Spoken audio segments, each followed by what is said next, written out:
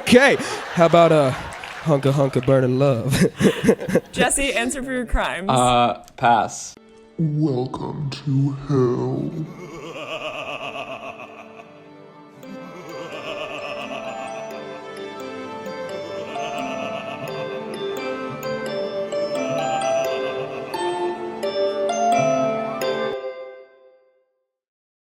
Hello, everyone, and welcome to Hell Week, the podcast where we celebrate and discuss all things children's theater. I'm Jacob Kaplan. And I'm Jake Arlow, and we are so excited today to be talking about a 2014 production of Joseph and the Amazing Technicolor Dreamcoat, a musical by the notorious Andrew Lloyd Webber, which we'll get into his crimes in a bit. That's Sir Andrew Lloyd Webber to you. Sorry, no. To me, we fought a war so that I don't have to call him Sir. Like, I'm not calling That's that true. man Sir. This is what Revolutionary War was for. Was so that I don't have to call Andrew Lloyd Webber Sir. I will call Dame Judi Dench. I'll call Dame Judi Dench. I'll call her Jane Judi Dench. I'll call her, and I'll have a great convo. I'll just call her, because I love that woman. She's got something to say. So yeah, we're talking about Joseph and the Amazing Technicolor Dreamcoat. This is a 2014 production that's situating us firmly in the Obama presidency. And today we have just the most spectacular guest we can imagine. We're going to get into that in a minute. We're recording this separately because we have no fucking clue how to record an intro, and we got a little shy when our guest was on, and we did not record a real intro. So this is the intro that you're getting right now. We will discuss our guest, but we're gonna blue ball you about who it is for now. Yeah, you're gonna have to edge yourself till we begin the actual podcast. So we're going to discuss Joseph and the Amazing Technicolor Dreamcoat. We didn't discuss this with our guest, though obviously he does have a very personal connection with the show, but why don't we, the two of us, discuss our connection with Joseph? What's your connection, Jacob? So Joseph is a show that I believe I have never seen live. Maybe a high school production, like when I was very young. Those frequent listeners to the podcast will know that my mom was a middle school principal, and we would often go to the schools productions of high schools that her former students would go to. So maybe it was in the mix there. More than anything, my association with Joseph, as may be the case for many people, is the 1999 movie version of Joseph and the Amazing Technicolor Dreamcoat, which I talk about briefly in the episode, but is, I will say, for a show that I don't particularly love, a fantastic movie adaptation of a musical, and I feel like a great standard for what, if you're going to make a musical into a movie, the possibilities of like what you can do to elevate that. It's Donny Osmond, it's Maria Fried. I'm not going to get too into it because we do talk about the cast in the episode, but the movie I had on VHS and I definitely watched a lot. Exact same with me. I was now just thinking back, like, have I ever seen a live stage production of Joseph? And like, I really, really do not think I have. It's honestly weird. Our guest, again, not saying his name, was talking a bit about how, like, this was sort of like a prestige show for their school, which, like, I didn't want to call him out on that in the moment, but, like, this is not a good show to put on in a high school. This is a weird-ass show to put on in a high school. Although I read on the Wikipedia page that it has been put on in 20,000 high schools. That's probably not true, but it's on 20,000 performances at high school, which probably is around 20,000 high schools.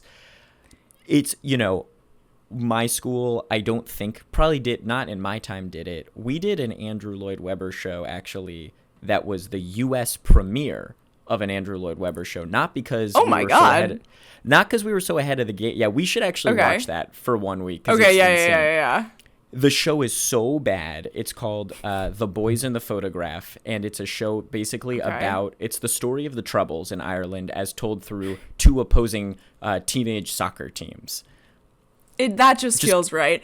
Andrew Lloyd Webber doesn't know shit about the Troubles. Shut the fuck up, Andrew Lloyd Webber. Oh, also, I lied. I have seen a stage production of I don't know how the fuck I forgot this. I have seen a stage production of Joseph. It was, how did I forget this? Oh my God, it was put on at my middle school, but I was in 9th grade. So I had just graduated middle school, but I went back because all my friends who had been in 6th and 7th grade when I was in 8th were of course in the show. That production was wild because they chose to do 2 narrators. So they had 2 people singing, including the girl who had played Annie the year before in Annie Jr., who was then a 7th grader. And I feel like they felt they couldn't give her something less than Annie. So they were like, we have to give you the narrator. And Joseph was a girl. Wow. Which, not to tease too much of this production continues our trend of high school theater would rather cease to exist than gender bend a single role. Yes, absolutely. So I have seen that production, and I remember distinctly. So my the boy I had a crush on when I was in 8th grade, he was in 7th grade, and I remember going on Yahoo Answers and asking like, what do I do if I have a crush on a 7th grader? And all the answers assumed, I guess, I was an adult, and they were like, seek help. Well, obviously, it's not gonna. You're definitely the weird one. At least you are the minority of being like a 9th grader asking that. Usually, no, I was an 8th grader, but yeah. Even. But same with you. I watched the Joseph movie so many times, like really imprinted on that as a child. Knew the music really well. Watched it recently as an adult and was like, honestly, this still slaps. Andrew Lloyd Webber sucks, but he freaked it like a little bit on a few songs in this musical. There's a few songs in this. You know, again, I don't love his stuff. There's a few songs in this that are like, these are really good. These are really good. It's Jesus Christ Superstar is the same thing of like, there's a few songs in there where I'm like, I'm really into that. I like a lot of Jesus Christ Superstar. Again, though, I think he needs to like pull from a different source than the Bible. Like picks another thing. He really went from like the original source material and then. When are we gonna get to a musical that's not based on the Bible? Like, I think we're gonna like pretend like the next one's gonna be Jesus Christ Superstar. We're gonna be like, this is actually a Bible podcast. Like, sorry, we're actually proselytizing. It's like you thought that this was already a niche podcast, but no, it's specifically a children's theater review podcast for biblical shows from the 70s. We could keep going for probably at least a year just doing that. Yeah. But But we're not gonna. But we're not going to. Now I wouldn't call Book of Mormon's not a biblical show. That's a contemporary show about. No. Also, are high schools doing that now? No, but I bet that's the equivalent of like in our era, kids wanting to do Wicked. Like I feel like it's like that's not gonna happen. We're gonna talk about that when we get to some illegal production of Wicked, but I saw a production of Wicked that was created at a JCC that was a combo of The Wizard of Oz and Wicked, and they like stole the like karaoke tracks from Wicked, but you could still hear the people singing. It was so horrible. Maybe we'll do a bottle episode one week and do a summer camp feature because summer camp shows, we have to. Especially, and there's the French. Wait, that's a great. What if it's like during the summer we do summer camp shows? That's actually a great idea. Yeah. Because there's both like, there's Frenchwood Stage Door like theater camps, but then there's also like my camp, which was not a theater camp. And what would happen is the director, he was this like crazy guy who basically made every show more of like a spectacle for himself than like an act. So what he would do is like one year they did like Monsters University was the play. And he just like transcribed the movie of Monsters University. What were the songs? Like it was like a jukebox musical. They did Mirrors by Justin Timberlake, but the way that what had happened was that earlier in the summer, 2 older counselors like in their 30s were dating, and the guy proposed to the girl, and it was obviously like the biggest story. So in the middle of the show, apropos of nothing, 5 girls, not even in character, come out and go, "This next song is dedicated to Steven and Jamie." And then they just sang 5 girls a cappella Mirrors. All right. Well, now we're going to hear from our guests. So past Jake and Jacob, take it away. Take it away. Welcome to Hell Week. Back for a second week. This is a big one. We got a guest. We're very excited. We're very excited. The biggest problem with talking for hours and hours on end about a show we hadn't seen was nearly 4 hours. Nearly 4 was not knowing anyone who was in it. Right. Now we have someone, I would say, the star of at least Act 2 of the 2014 production of Joseph and the Amazing Technicolor Dreamcoat. Yes. Should we just get into it? So this is Hell Week, and our guest, you may know him from such productions as Cyrano de Bergerac, Drunk Soldier Number 1. You may know him as the Fork or the Gaston Crony in Beauty and the Beast.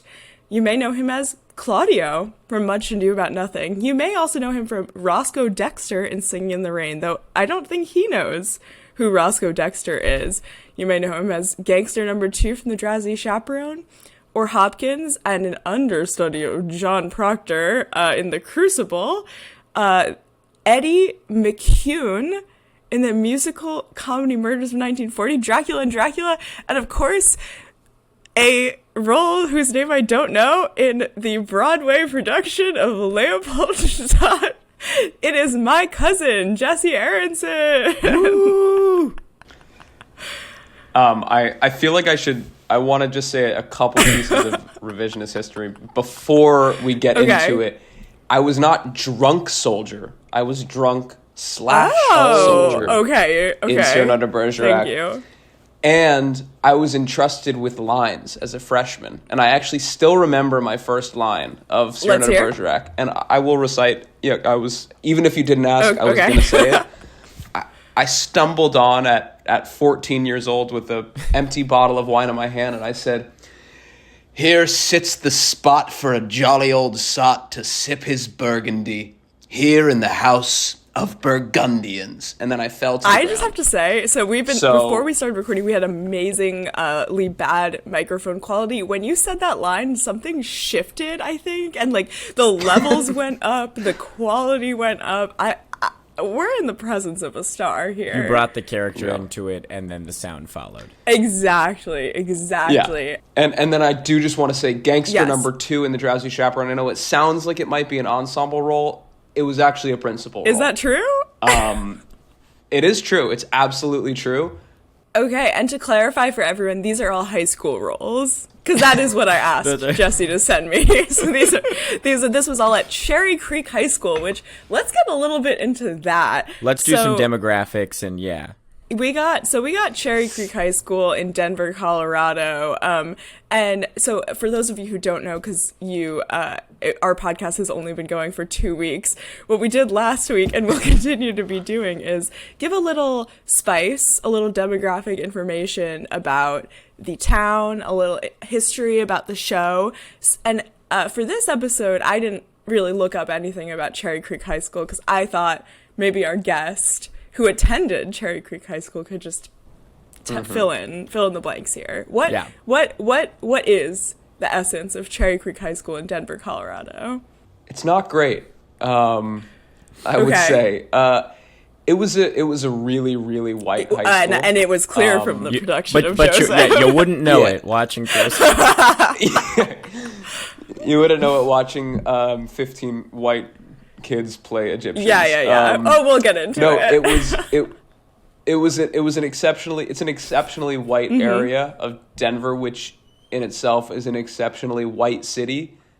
I'm glad to say we never did West Side Story. I'm so glad to hear it. I'm happy to say we never did Hairspray. So some people in some part of their mind were making decisions that were not necessarily to the detriment of our image as a high school, but the specific choices within Joseph would beg to differ, but I do, they would. I have just a couple questions about so this is how big is the high school? How many students? Also, where did the money come from for this show? Well, yeah, that's a big question.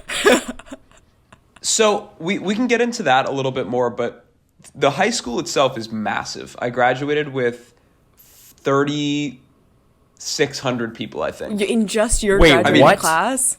Sorry. Let's run that back. I'm on like 11 or 12 hours of sleep right now, which I know should make me feel more alert, but I'm feeling less alert.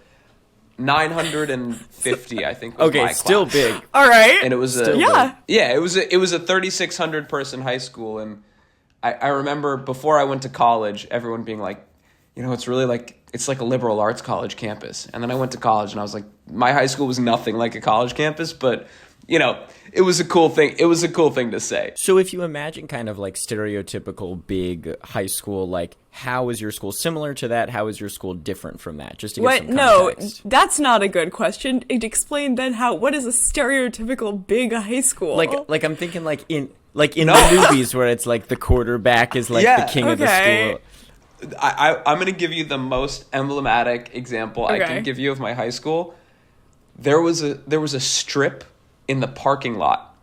There were 3 parking lots. There was the west parking lot, which was kind of like the cooler parking lot for some reason. We had one of those at my school too. Then there was the east/fine arts parking lot, which I opted for because my locker was in the choir hallway.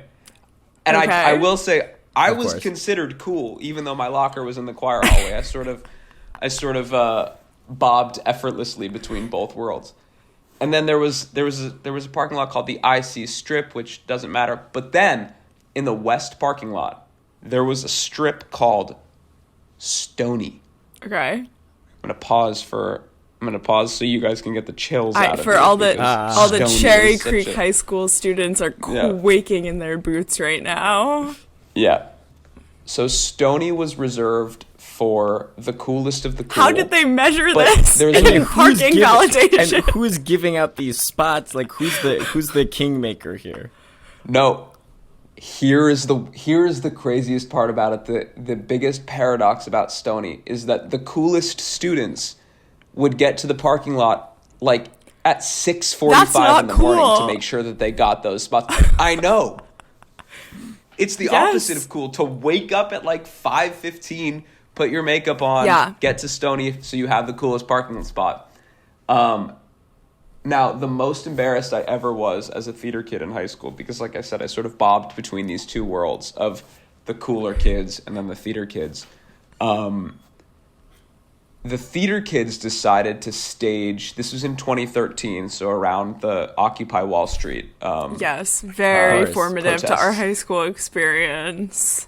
The theater kids decided one morning to stage with picket signs and dressed up like, the 99%ers, an Occupy Stony protest, where they got there at probably 5:50 in the morning, camped out in the parking lot and made sure that the cool people couldn't park there. Why didn't they just park there and then sort of overthrow the norm in that way? Because they were theater kids and they had a sense of when you say they, you're separating You're not part of yourselves it. from them. Oh, I was not going to be a part of anything called Occupy Stony. I was perfectly happy parking in my spot way over in the farther parking lot. Well, no, but here's my question then. Were you a friend of the Stony Parkers? Were you on that level? Another part about Stony, it was reserved only for seniors. Oh, that's okay. So no juniors could park there. And this happened. And no Jews could park there too. That would be a problem, it seems, at your school based on the intro, which we could talk about. Demographically speaking, there was a fair amount of I could see a Denver. There were a fair amount of Jews there. I'm curious, I'm getting a good sense of this school. Where sort of culturally and where does the theater department fall within that? Are the kids who do theater more like outcasty, or is it more like, oh, it's cool to do theater? Because from my watching this show, I'm like, these kids don't seem like outcasts. That was my thought too. So I mean, the audience was eating this show up. Absolutely. In my memory, I was never embarrassed to be doing the shows. And because it was such a big school, I think everyone usually came to the, Big Spring Musical, which I think is typical in a lot of schools, everyone goes and sees the one main production of the year. Like I said, I hate to belabor this point to make it sound like I'm cooler than I am, but because I was friends with the cooler kids, I would have a big leading... I'm gonna have to stop you right here. This sounds to me like you're like, who are you trying to prove this to? Because obviously yourself. Myself. Sure. Okay, sorry. Continue. Well, okay. If you really want to dig into the hierarchies of absolutely, that could be sort of the raison d'etre of this whole thing. Yeah. We could do a spin-off season 2 if you want. That's great. My friends, my main friend group, so not the theater or the choir or the speech and debate kids. I was part of all 3 of those. Though that's sort of a beautiful Venn diagram. Yeah. Though. Yeah. Right. My friends that were separate from the sort of arts world we were in with the cool crowd, but we felt that we were cool to ourselves. We were kind of like, we felt we were quirkier or cooler or had different interests. There were kids that were skaters in my friend group and some kids that played lacrosse and some that played tennis. So those to me are polar theater. Opposites. You say there are kids who were skaters and kids who played lacrosse. Those are different. You were pulling from different areas. Okay. And so that's, yeah. That was the beauty of my friend group. Okay. And because of that, we had some sort of purchase in with the kids that were the... Jacob, you asked if my high school was typical. The football player group, like we were friends with them. And so we would go to the coolest of the cool parties at the richest of the rich houses. But we also had fun on our own. So because of that, anytime I was in a musical or a play, especially when I was headlining as Dracula or the Pharaoh, my boys would come out. They would show out. As I've learned, up the lads. That is also such a, because one of my favorite things that we do, and it's distilling the uniquely only in high school elements of these shows. Yeah. That is such a one of those of like the guy who uniquely has athletic guy friends who are coming to the one musical they've you could tell. We got to get into the show because there's more than enough to talk about here. But first, just to describe, this is of course some of Andrew Lloyd Webber's worst work among just an oeuvre of horrible work. Though I do have to say, I personally imprinted on the 1999 direct-to-video Donny Osmond production of Joseph and the Amazing Technicolor Dreamcoat. Yeah, so this is, of course, Genesis chapter 39, which we see on that little teacher's board at the beginning. Again, we're going to get into it. Set to music. It's a sung-through musical described on Wikipedia as a pop cantata, which I couldn't tell you what that means, but that's beautiful. I think we just need to get into the show. Do we start with the overarching question, or do we get into that? I think I can't begin talking about this without the most important part, which is that if you watch this on YouTube, which in many ways this is a musical to be watched online, and it is edited as such. Yeah. Jesse, we can talk about this throughout. My biggest question, the video has 80,000 views. And if you add up the two Act 2s that are available online, close to probably 150,000 views. It's crazy. How do we get there? Is there an oral history of this? I have no idea. So I mentioned before that I'm still family friends with the director. His name is Jimmy Miller. I think he just moved to Spain recently. And his husband, Robert, was the videographer and sound mixer. Robert Hubbard. So Jimmy actually took over as director my senior year because prior to Jimmy, there was a guy named Mark Devine. He left. Jimmy came in. And Jimmy sort of wanted to revitalize or revamp what was going on in the theater. It was good before, but Jimmy had new ideas, and he was a little younger and a little more maybe connected with the current theatrical environment of Colorado. So Robert Robert would film over the 3 or 4, or if it was 2 weekends, 6 or 7 performances, he would record all of them. There's some obvious continuity errors in the show if you watch it. And then he would cut it all together and he would send them to us for free. I mean, he was doing a ton of work. Insane. It's cut together beautifully. It's a gorgeous piece of videography, truly. It's filmed well. It sounds good. It also looks, I don't know if this is just the camera, it looks like the largest stage I've ever seen. Yes. Like it was like 40 feet long. Yeah. It looks big. No, I totally agree. I mean, watching it, I haven't watched it in probably 5 years. And I was like, this looks good. I don't understand how this looks so good. So I don't know. I think it was uploaded in 2016. Yeah, it to says YouTube. 6 years ago. And yeah, and the production was 2014. So that's 2 years where it was not on YouTube.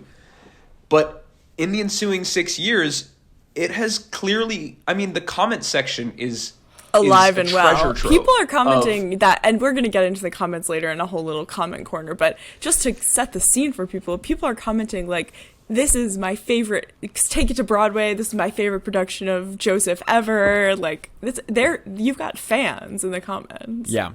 But the short answer is that I've no idea why. Well, Sorry, I would say Jacob, this is go also ahead. like why I'm so glad to have someone in the cast here. Like, can you put this production in context with other musicals you did during your time in high school? Was this considered like, oh, this is a really good one? Or is this like, where does it fit? You know, when you're in high school and you do a quote, heavy air quotes, good production, everyone goes, oh, this is the best production that we've ever seen at Cherry Creek.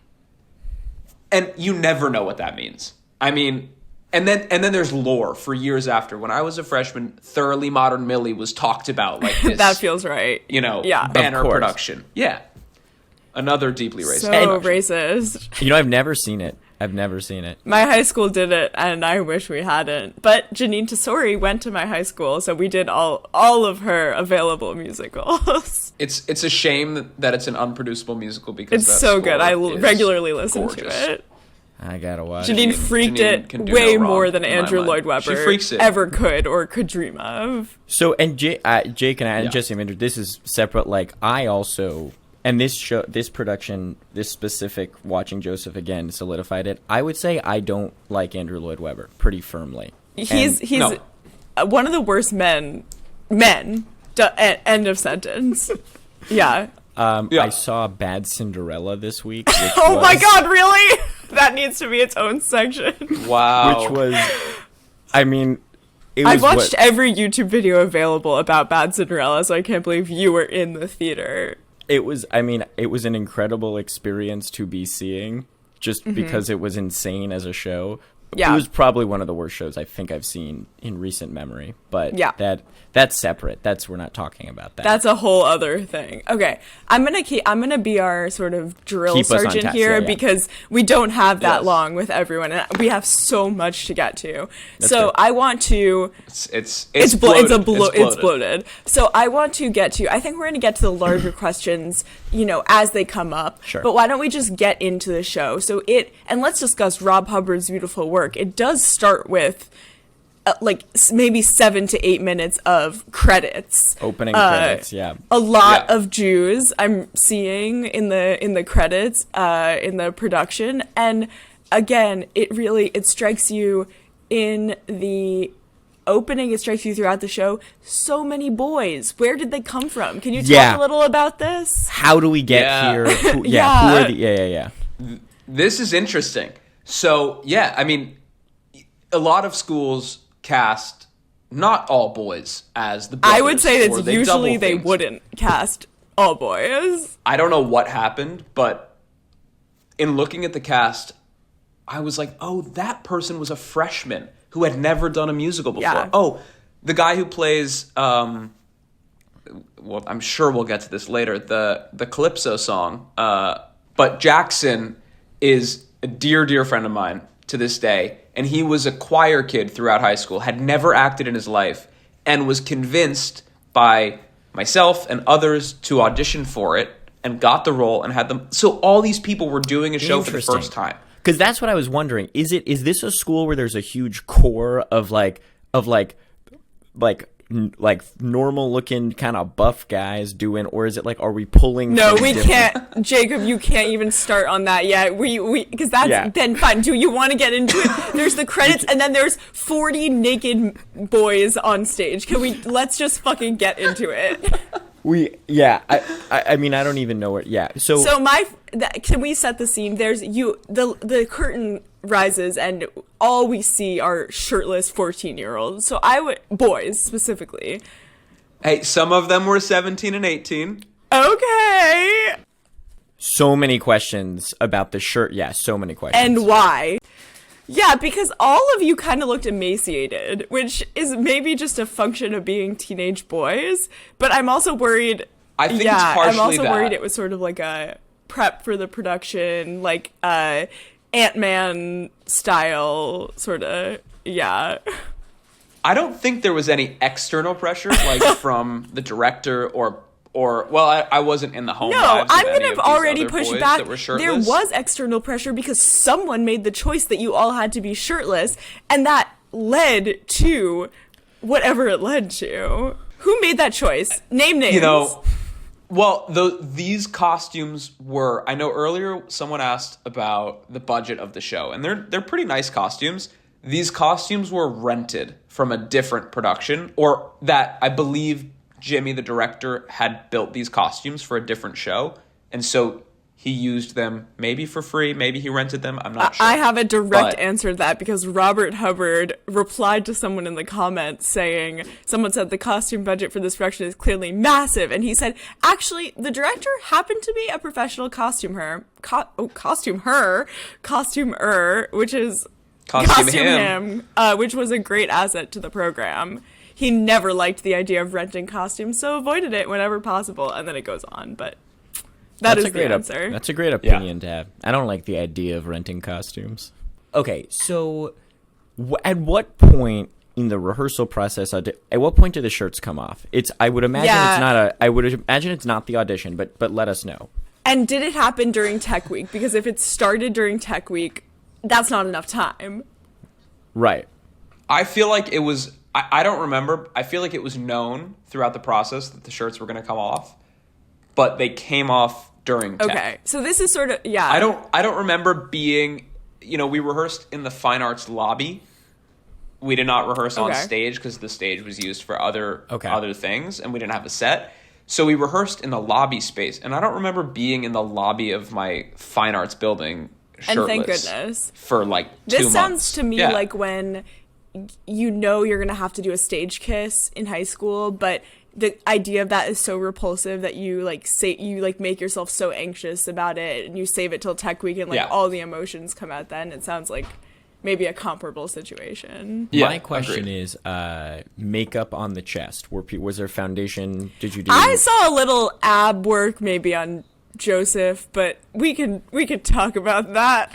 I had set a picture of myself as the Pharaoh as my profile picture after the production, and someone commented on it, like the guy who played Jackson, my friend who played Judah or Benjamin. I can't remember. Not Benjamin, because Benjamin is the child who got Okay. Then it's Judah. Judah commented something about me drawing on abs, which I never did. I was above that because I was unhealthfully so. I was doing sit-ups like all the time. Sure. And by the way, to speak still on the deep trauma that this production probably did on me, I was watching this video being like, oh, you were like terrible, prepubescent, like yeah, 17 years old, not an ounce of body fat on. No, me. exactly. Like, it's just it's like just this. You know what I'm gonna hold back after our last episode. I had an issue as well with. And the only thing I was gonna say, I looked at also on the Wikipedia article for your high school. By far, the most notable alumni were athletes, and I was like, is this like a sports focused school? Like what is there's like a brawn that is being brought to this production. It was cast with a brawn in mind. Yeah. That was sort of the buzzword they were using for the casting of the show. Brawn. I think the first thing I pulled out was after the credits was that the narrator's sort of like role play of being a teacher, which this is the only time this really comes up, but she's like, did you do your math homework? There's a little bit of math homework, I'm sorry. Yeah, there were some great, and I'm wondering, were there improv lines or there were lines that did not feel in the script? And this is before we bring out the iPad, which is a separate question. The iPad is a separate question. The iPad, by the way, I believe born out of the Ellen selfie at the Oscars. Yes, I think it was an homage. Oh, I guess actually, yeah, this was 20. That would have been like a relevant cultural touch point at the time. Okay. Totally relevant at the time. I think those were improvised lines. I think we were all given some freedom to color outside the lines. Well, we know you were given some freedom did, yeah. to color outside the lines. Karen. Yeah. By the way, Karen, if you're listening. Yeah, we're gonna again. We can't get to Karen yet, so I'm in a committed relationship. But you're open for Karen. It's a rule you have. I mean, I think I would Karen's withdraw your for free Karen. pass. Yeah. Yeah. Exactly. So, I think we should just maybe briefly touch on the children's choir and then never talk about them again. But how did you access these children? Because none of them have stage presence, and I am willing to go out on a limb and say that. I'm very curious about the children's chorus. Tell us, is this a staple of every production that you guys do, or was that just this show? This is a common Joseph thing. So, yeah. Yeah. So Cherry Creek High School was a high school on its campus, and next to it was a middle school called Campus Middle School, and the theater department or the choir department of Campus Middle School. And then I actually believe, I can't remember what it was called, but there was an elementary school next to campus. So there were basically three. So they were drawn from campus and the elementary school. A couple of them were children of teachers. Our choir teacher, who was the musical director of the show, her son was in the children's chorus. And here is the craziest thing that has happened to me in the last year. About 2 months ago, I received a DM on Instagram from a person who is now either a freshman or a sophomore at the University of Michigan, where I attended, who went to Cherry Creek High School as well. I didn't know there was anyone from my high school that went to Michigan, especially in the theater program. And she says, hey, congrats on being on Broadway. I just wanted to tell you that I was in the children's chorus of Joseph when I was 9 years old. And now they're in college? And now they're a freshman or sophomore in the musical theater department at the school I attended. That's so wild. I had to take a step. I had to sit down. I had to put the phone down and reflect for a few minutes because I was freaked out. I mean, all I can say is I was freaked out. And then watching the video back, I was searching for this person, and I'm pretty sure I found her.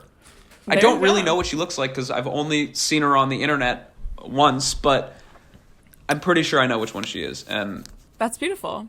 I love that connection. You know, this was 2014, which we were all three of us were in high school at that point. It did sort of make me confront my age a little bit of how, because and I specifically am thinking of one boy and one boy's hairstyle, which I don't know if you're Jake or Jesse. I feel like I know who you're talking about. There's one boy's hairstyle, which is so like, you look at it and you're like, this is a different era than the one we are currently in. Is it like one of the freshman boys who looks like Justin Bieber? It's the with like like long blonde swooshy hair. Yeah. And I was like, this is and I was watching it. My roommate was also watching parts of this with me, and then she independently clocked it as well. Like, oh my god, that hair. Yeah. So it would. It's so a the relic. fact that the children's chorus are now adults in college totally makes that totally fits with that, but that is crazy. Yeah. It's terrifying. Yeah, I think we should get into a quick choreography corner here because so let's get into, we have that. Does anyone have anything really notable to say about the opening number that the narrator and Joseph sing? That's sort of a flop, one of the biggest flops of the century. So boring. Yeah. I was watching with my girlfriend, who is a casting professional, And she was like, this is a fucking sleepy way to open a musical. Yes. There's no energy in it. She's so right for that. They literally should just open with Jacob and Sons, which is we are getting to now. It's a banger and a half. This is when, of course, all the boys shout your names, jump on shirtless. This is sort of the fearful opening. Do you think the parents, and again, we had to just suppose at this, were the parents... my Aunt Susie, how did they all feel about all the shirtless boys on stage? I gotta say, there was something in the air in 2014, in February, in the late days of February, in the early days of March. There was snow on the ground in Colorado. People were coming into the Egyptian desert, seeing shirtless boys, and they were bought in from the get-go. I mean, that feels right. The energy is palpable even over YouTube. You can imagine how it felt. It was thick. Yeah. No, the audience is loving it. The audience couldn't love this more. I will say though, the audience is loving it, but for like the first 25 minutes of this show are so like efficiently paced. I didn't even know if there wasn't. I didn't know if there was an audience until about like 25 minutes in. I heard applause. Yeah, there's not really room for clapping at the beginning. No. I wrote somewhere the pacing of the show is I wrote somewhere wild. like this show is being run with like a military grade precision. I know that. I think that's one of the good things about this production of the show is it does just chug along. The orchestra is on top of. Oh my god! They're mostly playing in key. They're playing more in key. I would say than flute. Some of the harmonies within the actual show, but yeah. Some of the mixing, there's like one soprano voice that's sort of floating the above mixing the rest. on every ensemble harmony is sort of like, oh, these girls have not gotten their chance to shine. Why don't we just crank up those mics and turn those right down. Jacob, were you having something to say here? I was doing a mic turning thing. I was also thinking of, Jake, I was worried about you in particular watching when the children's chorus comes on, but also like because of, we talked about this last time, the jarring nature of like 50 kids screaming. I was scared. I was frightened. Yeah. The Jacob and Sons is scary, but let's talk about the choreo. Because I think this is the moment when I realized that the choreo was going to be sort of a big part of this production. We had sort of a jazz square type. It was like Jacob and Son, like a big that. And first of all, you say a lot of these boys had not done theater before. Nearly everyone was hitting their marks, including you, which the camera loves you. You were the feature of most, I would say, of this song, but I'm gonna say that I think the first thing I wrote in my notes for my rewatch is I'm doing a lot. You're doing a lot. I mean, I think I was in that show going, in 10 years I'll be on Broadway and I'll be doing a podcast where we can talk about this. So why not give 150%? But it made sense. Like, Joseph is a show that is like, I mean, it's silly. And you were being silly. It's sort of gonzo choreography, I feel like I'm doing a little bit of. Like, and I speak to this as someone who was in the musicals, but always a backline dancer, because I could not dance or move. So I know you were front and center for a lot of these dances, and that usually is an intentional positioning. So among, like, dancers and movers, were you generally kind of towards the top ability-wise? In this one, I was. That's what it seemed like. Prior to this, I recently received a Facebook message. You're getting from messages from people coming out of the woodwork. I know. Get on Broadway once and see who comes out of the woodwork. Yeah. This is the former high school theater director, Mark Devine, messaged me and sent a really, really, really nice message. Just, sort of saying, I remember you freshman year. I cast you as drunk soldier number 2, of course. And then he said, in Singing in the Rain, I really wanted to cast you as Cosmo, the friend. Of course. Make him laugh. Yeah. Make him laugh, yeah. Make him laugh. But you couldn't tap dance. And my mom sent me to emergency tap lessons for the month leading up to the Singing in the Rain auditions, and I couldn't make it work. So I was never a good dancer. I could always basically figure it out, but like you said, Jacob, I was a backline dancer. something came over me. I think because I was one of the two best dancers in this chorus of boys who mostly couldn't dance. So I sort of had to assume the dance captain status in the show. That's really what it seemed like. Yeah.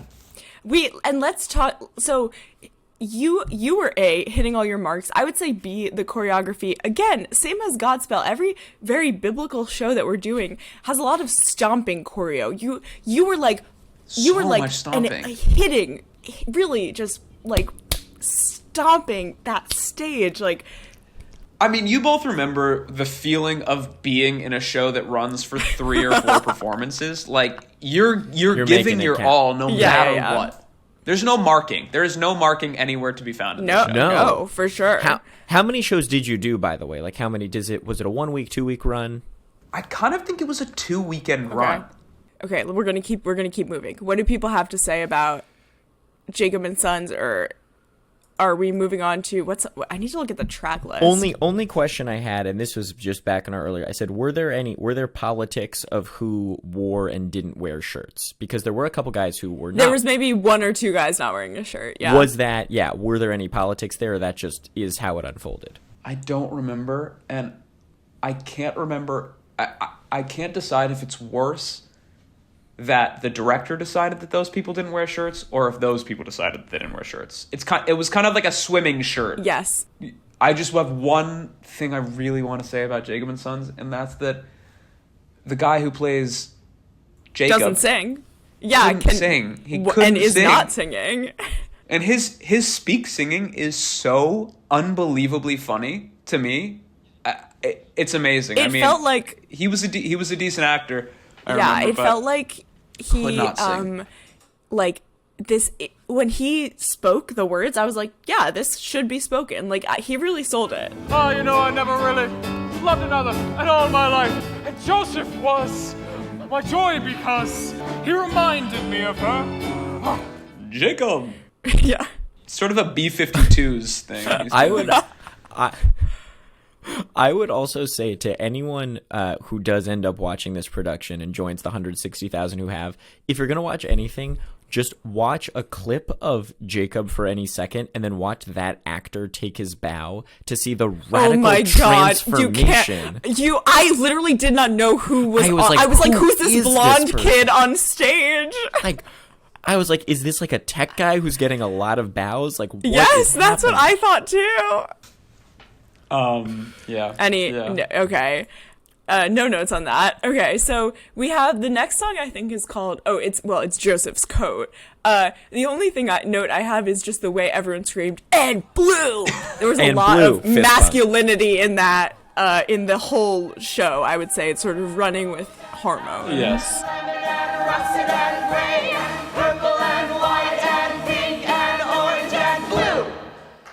My question here, I was amazed at the fabrics descending from the. We have to. Sorry, we do have to talk about the fabrics. That was a cool gimmick. How many times? Like, was that a source of how it was pretty seamless in the production? Like, don't say it was pretty seamless. People were jumping and pulling, and then 5 seconds later, something would fall from the sky. Not always. Do not give them this credit. I would say like 70-30 Should we good play to it? bad. But here's another thing. When I'm trying to scrub through the show, I got an ad. And this is, I think, making Robert Hubbard at least $1,000 every year. So this is just a cool little source of passive income for him. I received, I think, 3 or 4 ads for Grammarly. Always I had a great one right in the middle of Close Every Door. Me too.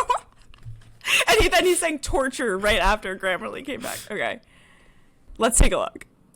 Red and yellow and green and brown and scarlet and black and ochre and peach and ruby and olive and violet. There's a girl on the left who's just jumping and pulling every 5 seconds. Go back. Like, as a backup? Let me see. You have to, okay. Point her out. There she goes. Oh. She just kept pulling. Was it because it wasn't working?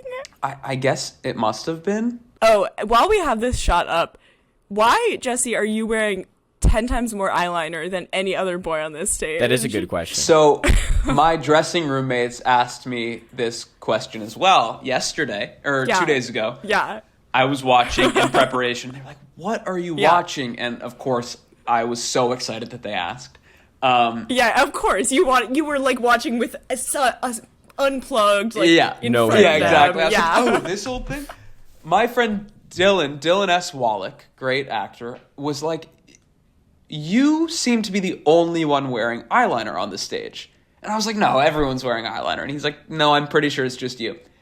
And I think maybe you two can relate to this. There was something about walking into AP Euro the next day with your eyeliner and you're like, hey guys, late night last night. And they're like, oh right, you're in the play. And it's like, I couldn't get it off. I tried everything. So what That's hearing, really, yeah. What I'm hearing is that you had two parallel experiences. One of you trying to get people to notice. Basically, it stems from a deep need for attention. If I were to psychoanalyze you, of in your dressing room, watching the show, waiting for people to comment. In your AP Euro class with the eyeliner, waiting for people to comment. You just need people to comment. Look, your psychoanalysis of me, psychoanalysis, your cyclist analysis of me is spot on. It's a need for attention from day one. That's why I do what I do. I was going to say, you can't be on Broadway and not feel a desperate need for attention. No, I totally understand, like, because also that eyeliner stays on for days. It does. My version of that let me just speak for the non-men here. It doesn't have to. It really does not have to. You could just wash it off. I tried everything. I tried. Yeah, okay. I tried water, hot water, and cold water. I ruined every towel in my house. Your mom was absolutely livid, yeah. But so I definitely resonate with that. This is more a question on the, not even a question, just an observation. The set felt very like Julie Taymor inspired. Well, it had a very like, she designed it.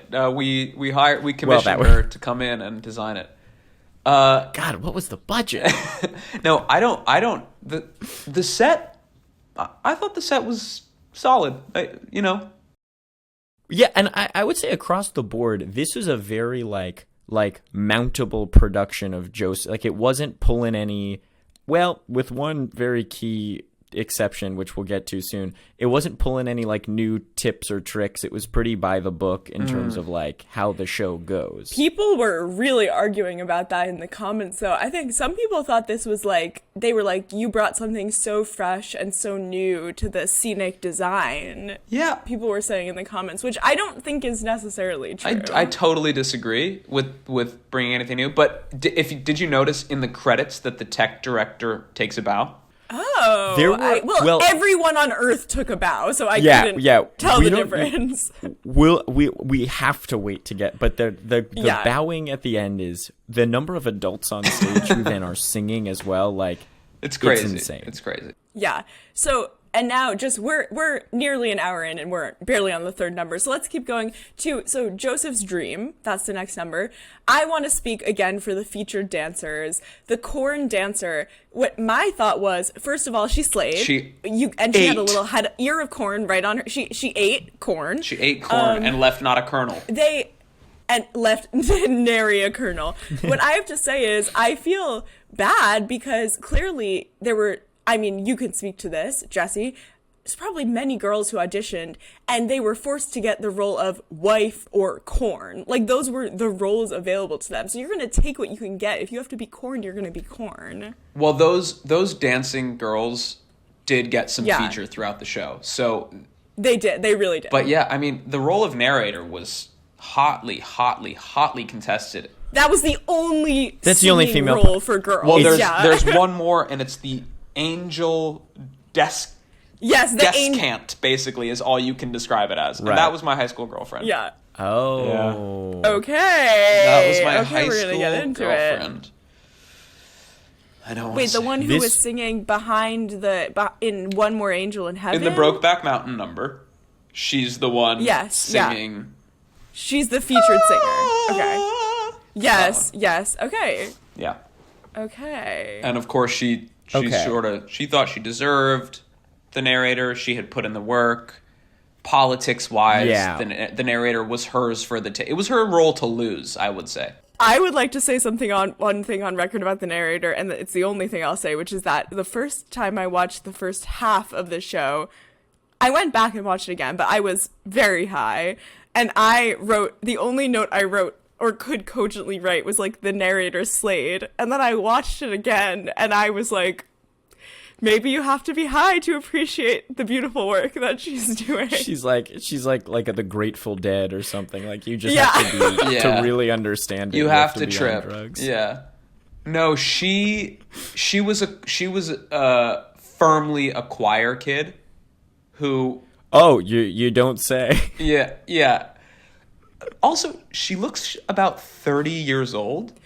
Yes. Well, I was like, "Are you?" That's not her fault. I don't. Yeah, that's not her fault. She has the cards stacked against her, and we can. This I think is a general thing. Sometimes the costuming, the whatever will make a senior girl look about 45 years old. She was, talking to children, which already is going to make her look 10 years older than she is. Second of all, she was changing dresses into some of the most hideous dresses I've personally ever seen about every 5 minutes. That sort of like 2012 Vacation Cabana cocktail hour photo.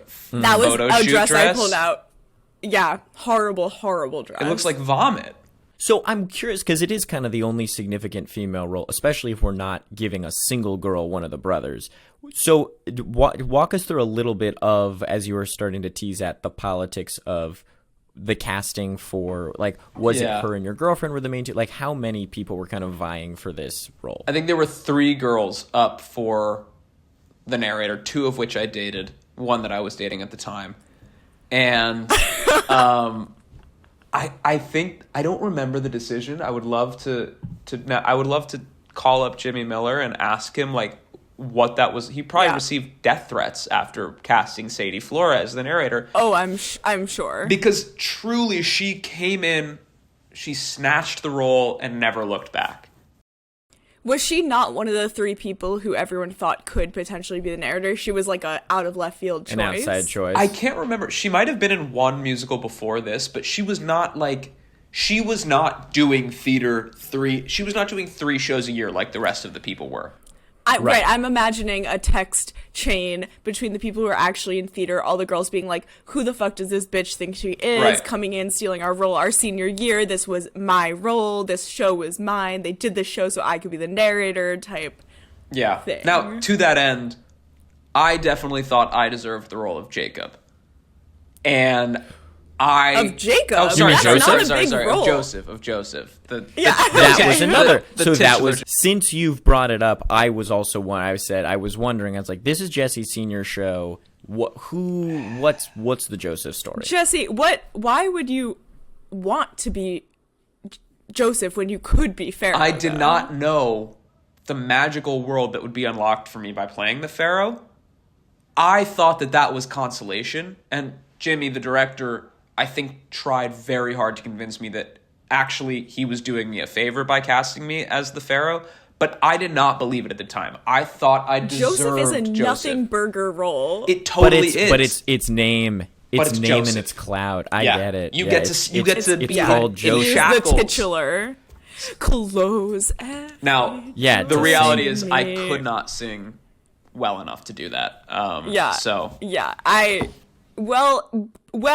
But I would say you hit all the notes in when you had to hit notes. Yeah. In them. No, I'm a fine singer. I just don't think anyone wants to hear me sing solo like a real, 11 o'clock or end of Act 1 type of song. No one wants to hear me sing that. I'm fine Maybe to do 6 p.m. I'm a character. Yeah. I'm a character singer when it comes down to it.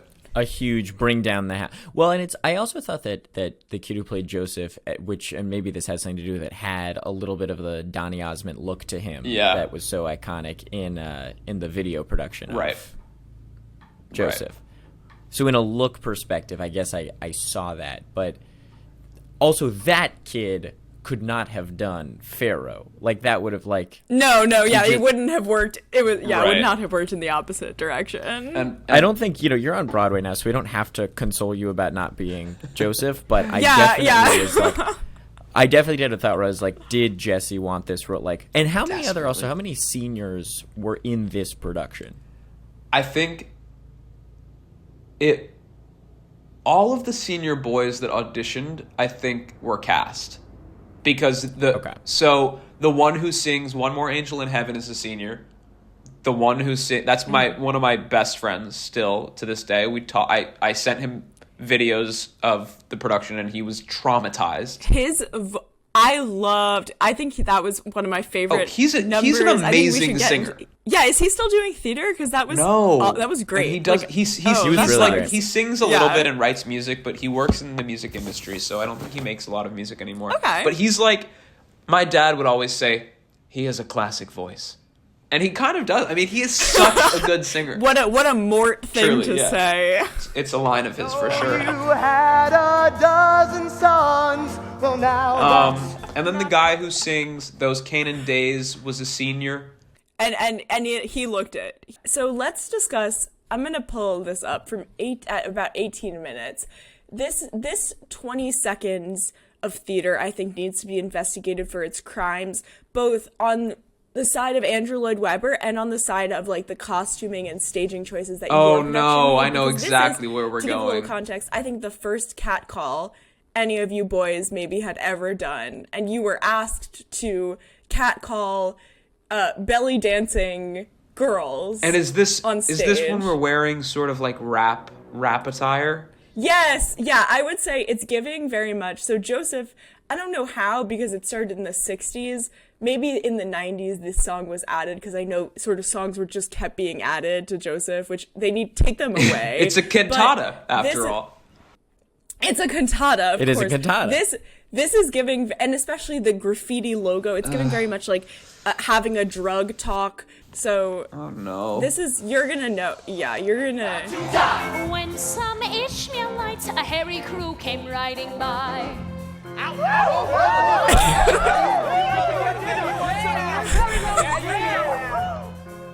So you're all catcalling these girls dressed. I don't even know how to. Maybe belly dance, vaguely Orientalist again. Sort of like not Egyptian. Sort of South Asian almost. Yes, yeah, it's not right. Whatever it is, and you're, I guess, catcalling them for what reason? Because we think they're hot, obviously. Okay, right. Same reason anyone catcalls. Right, exactly why I catcall to this day. No, that's a tone deaf section, I could say.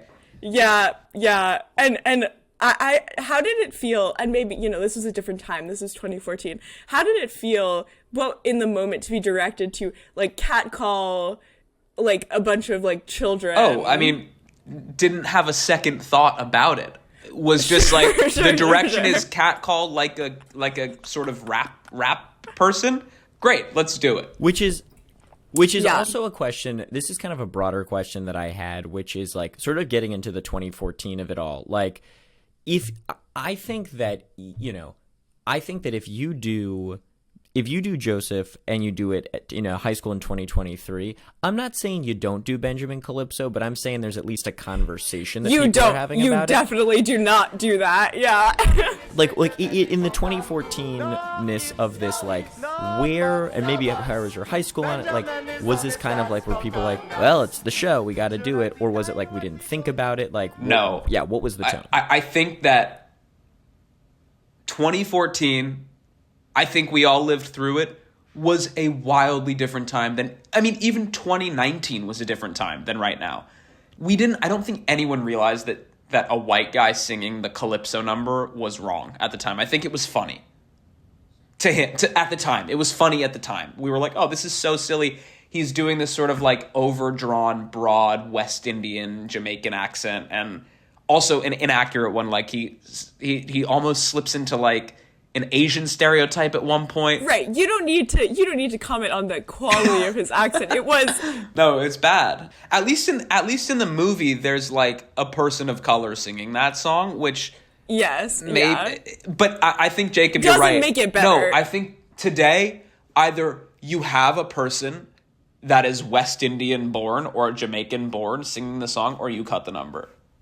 I was going to say, or you make it maybe if it's an all-white high school like yours, it was in this production, maybe a Jimmy Buffett style number where instead of an accent, you do like a Jimmy Buffett That's a good island idea. attire. I just came up with this on the spot. And see, I put no thought into it. That's actually an amazing idea. I think that works because a little steel drum is okay. Also, just like that trope is so done at this point, whereas Jimmy Buffett, like that would be a really funny take to see like high schoolers do it. That would be very funny.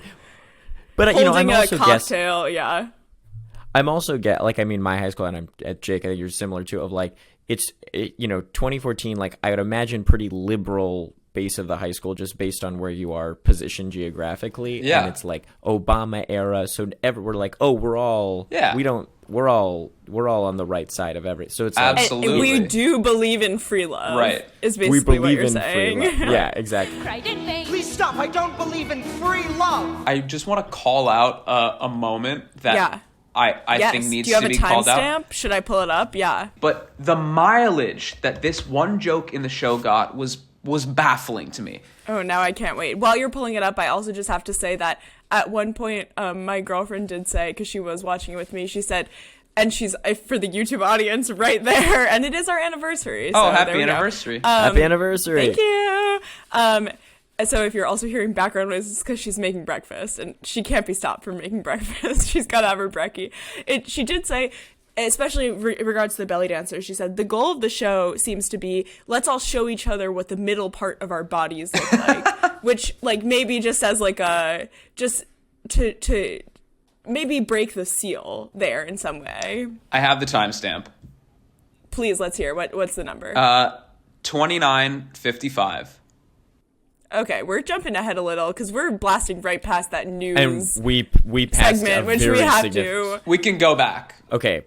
First of all, I just want to call out, Jesse, there was not a moment on that stage where you were not in it. Like, your face was always reacting to what was happening. If there are, like, children listening to this for tips, children watching Joseph, take away, honestly, from Jesse that regardless of what you do, your quality of acting, your quality of singing, not to say yours wasn't high, if your face is in it, if your face is reacting, literally all other sins are forgiven. Because I was like, great, Jesse's in it. Like, I'm watching a consummate professional. No, I mean, the acting, the quality might not be the best at sometimes. It might be a little hammed up, but you can't say I wasn't in it. Also, what is high school theater if not hammed up? Right. You're not trying to do like a low key production of Joseph. There's nothing subtle about Joseph. Even possible. Although maybe like a Brechtian experimental Joseph could be an interesting way in.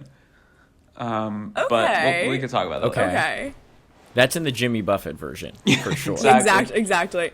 Do you have anything, Jacob, pulled between like 20 minutes and 25 minutes, let's say?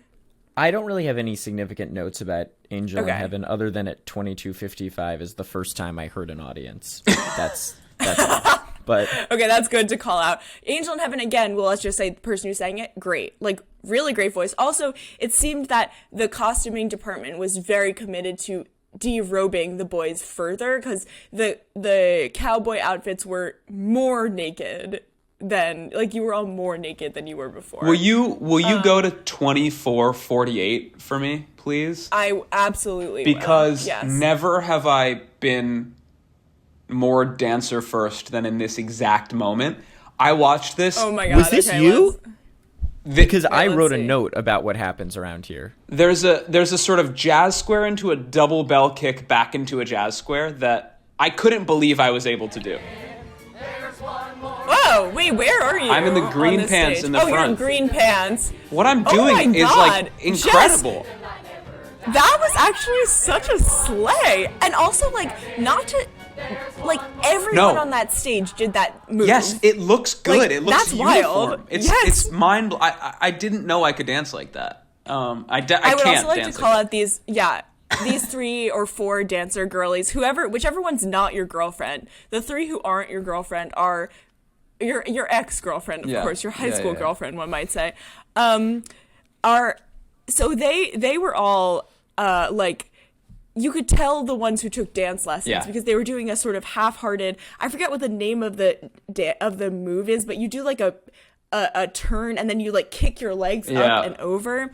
And they were sort of instructed to do that. So it's really another thing like Jacob and I had been talking about last week of like a show your skill moment. Like it's a do big your skill. Do your talent. It's like a big Do high your school talent, theater yeah. mainstay of like on the audition form, they ask any special skills. And I was a little worried we weren't going to see it. There's one specific moment towards the end where we do in a big way, but it's like at any cost, put that talent in, even if it makes no sense. Yeah, I think we now have to get to the news segment. Oh boy. I think we have to. It's how do you begin talking about why? this? I don't. Can we give Jesse? I would like to hear why. No, there's a logistical logistical reason for it. Oh, should we say Like the set is not changing that much. It goes on for 7 to 8 minutes. It was a big costume change at that point. You guys can't fucking throw on another like. I don't know. Well, it was the butlers. I forgot the butlers and their the glasses, the little round glasses, probably took a long time to put on. Maybe we should first describe what it is, because this. Yeah. It's the most 2014 thing I've ever seen. Yeah, go ahead. This was a major departure from any Joseph that I'd ever seen. Yeah. I mean, Jesse, do you want to like what? I would be interested in hearing you describe it, actually. My description is Kathy Lee and Hoda sell slaves on the QVC, which is not their channel, so sort of a continuity error there. No, I think it was the ESN, actually, the Egyptian Shopping Network. Yeah. Sorry, you're so right. Yeah, Jacob, what are we missing? The key point. We are missing the biggest component of this, which is this is not a staged live component, but rather an 8-minute filmed piece. Yeah. Featuring an actor who was not in the show. Right. Featuring two. Are both of them not in the show? The two women? One of them is. One of them is not. I think the Kathy Lee of the two is in the show. The Hoda is not.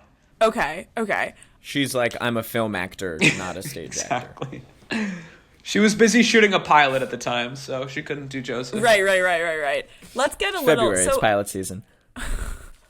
I can't believe that even in 2014...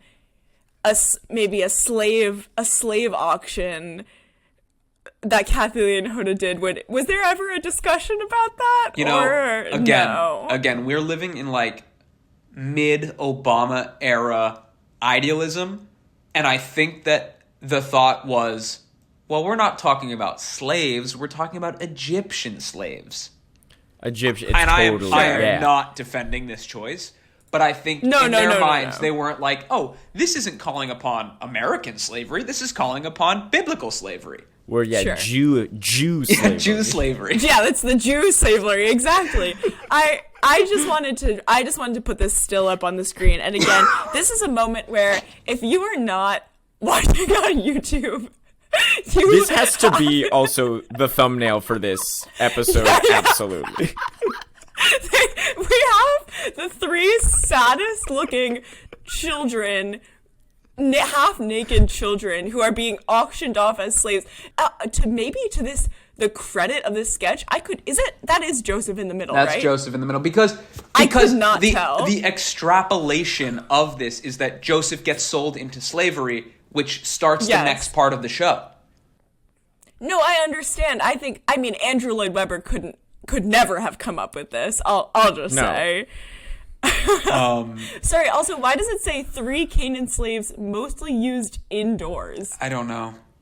I can't speak to that. Is it my larger question here is also, who wrote this? Is this a valid domain? I'm going to go to EgyptianShoppingNetwork.com real quick. The director wrote this sketch. No, that's worse. And this wasn't a mainstay of your high school's productions that in the middle, like this isn't just the show kind of thing? A multimedia aspect, are you asking? No, there was never a multimedia component introduced. And who filmed this? So Jimmy was connected in the Denver theater world, and so I think he got his... Actually, maybe Robert filmed it. I don't know, but... They went to a studio, and let me say, I was so fucking jealous that I was not cast in this sketch. Of course. Which now I'm like kind of happy I wasn't in it, but at the time I was devastated. God, yeah. No, because it meant that I wasn't like sexy enough, I guess. to be a those are the three sexiest boys I've ever seen. Of course. What shade of makeup? Sexy guy. My friend Ari on the left. What shade of makeup is he wearing? I mean, he looks like unknowable. He looks like Alan Cumming in Cabaret with whatever foundation he's wearing on his face. Yeah.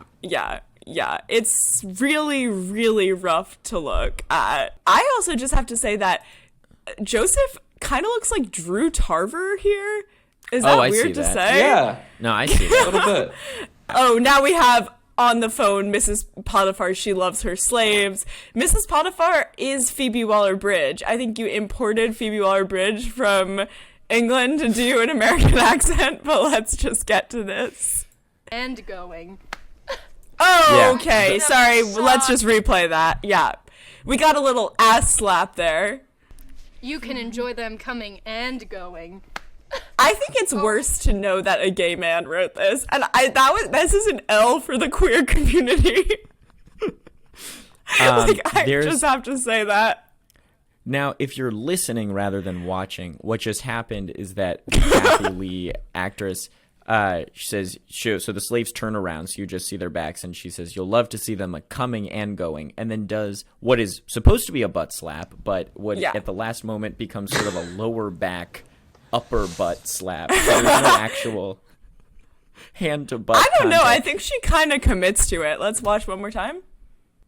It is. You're right. It is sort of upper butt meat area. It's still like. If I did that, I would be still thinking about it. Like, if I was that actress, I would be like, that was the maybe lowest moment of my life. She wanted to be out of that moment as fast as possible. Jesse, do you have any context here? None. Or do we need to move on? The only final thing I will add is that this whole written bit, like this whole extended news bit, does open with a straight up ad for Snuggie, which was that was a cultural Like, thing. I mean, Snuggies were in, I guess, of the time, of course. Yeah, okay. We need to blast through because Jesse does need to leave in 30. I think what should happen here is we go through the most important things that we need Jesse to answer for, and then maybe Jacob and I can finish out the so let's go through. I think if we only have you for 30 more minutes, what we need to ask is we need to talk about the comments and the debate in the comments surrounding your performance. Should we let's just go to Act 2 now, because that's where your big while we're getting all that stuff up, there was a tradition, and I'm sure there was in your high schools as well. There was like a backstage intermission tradition where we would all get fired up and scream chants during intermission, and like everyone would pile into one room, and there were all these things, and then there was this thing in the girls' dressing room which was never talked about, where they would take their shirts off and dance in their bras, and men were never allowed in there, of course. And we laid down the law senior year and said, this is a serious show, and this requires our focus. And by the way, we're all getting into Egyptian makeup during intermission, so no traditions during intermission. And we abided to that. This is a serious show? Serious in that we were taking it seriously. And so intermission became this like meditative, sacred thing. I barely had time to get my Egyptian makeup done for the pharaoh. I mean, we were taking it deadly serious. So that was all done away.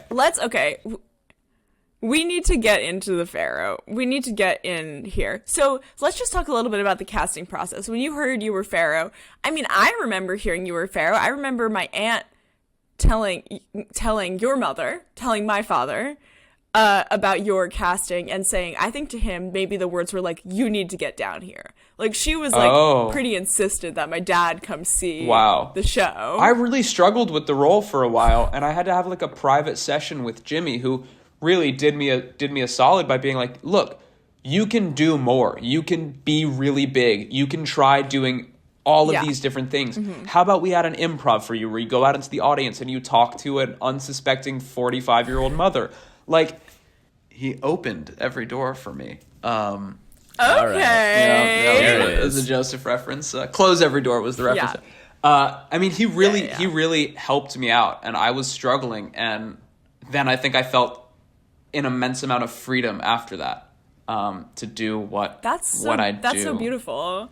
This is for longtime listeners to this podcast, but if anyone remembers last week, we did Godspell, and I'd say as a stark contrast, Act 2 opened with a very cold, frigid performance of Turn Back, Oh Man, and it involved audience participation that was so uncomfortable for everyone was so involved. Unwanted. The audience wanted to be, the 5 people in the audience wanted to be out of there. Right. Meanwhile... So after watching that, when it only all the more, because when you're in, like, you just worked that crowd seamlessly, and it just, after watching what that could be, really elevated what it was, which is like you're just out there, you're with the people, you're not missing a beat, you're incorporating how they're actually responding, and like why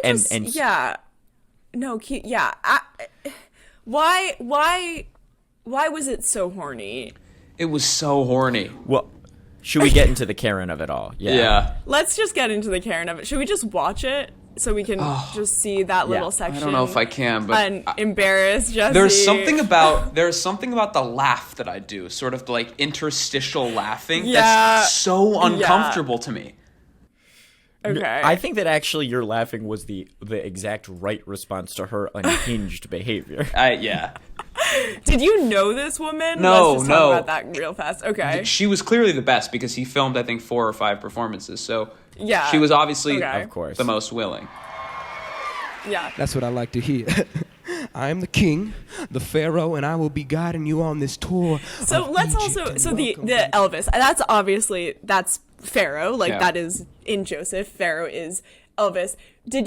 How did you study for this role? Was it Austin Butler style? No, I don't think I studied hard enough. I do think what I'm doing is sort of like 25% Elvis, and then, as someone points out in the comments very rudely, more of an aging rock star vibe. That was rude. I thought that was very rude. I wanna read this comment actually. Someone says the narrator is excellent, as is Joseph, and the brothers. The narrator is excellent, as of Joseph and the brothers. The only letdown is Elvis. He doesn't try to do an impression of the king. He is good, but he sounds more like an aging rock star with a bad laugh than Elvis. When I played this role, I went full Elvis, not any old rock star. The role is written as an Elvis parody. That's how it should be played. I do want to say there is not a single punctuation mark in that entire comment. No. And also, I know that a 12-year-old just commented 100%. this. When I played this role in Joseph Jr. At my middle school, But then someone comes to my defense and says, you're right, good points, but no need to brag about yourself. Could you post your performance if possible? Really, that was like, show the receipts. Right. Like, let's see how good you were. So I do think I could have gone further with my research. Knowing what I know now, after going through 4 years of a BFA conservatory acting program and being on Broadway, I would do deeper character study. I would go harder. Absolutely. I would be on YouTube. Had Elvis, the Austin Butler movie, come out at the time, I would have studied that. I could have gone further.